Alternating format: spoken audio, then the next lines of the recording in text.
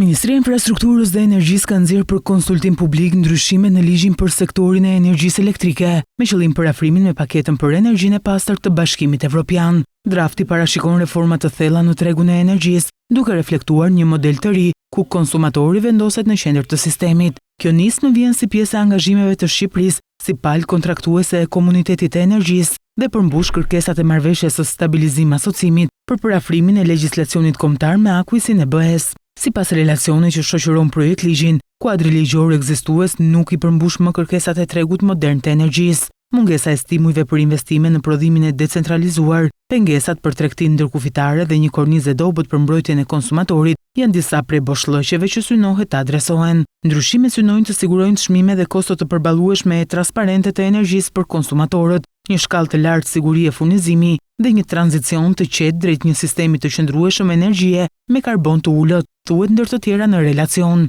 Projekt ligji parashikon mbështetje për modele të reja biznesi, si ndarja direkte e energjisë midis qytetarëve apo përfshirja e agregatorëve, ndërsa garanton ruajtjen e çmimeve të rregulluara për klientët në nevojë. Një tjetër risi është promovimi i pjesëmarrësve të rinj në treg, si komunitetet e energjisë dhe operatorët e depozitimit, si dhe zbatimi i sistemeve të matjes inteligjente. Me këtë reformë, Shqipëria synon të krijojë një treg të brendshëm të ndërlidhur, transparent dhe konkurrues të energjisë elektrike, me çmime të përballueshme dhe furnizim të qëndrueshëm, ndërsa i hap rrugë tranzicionit drejt një ekonomie me karbon të ulët.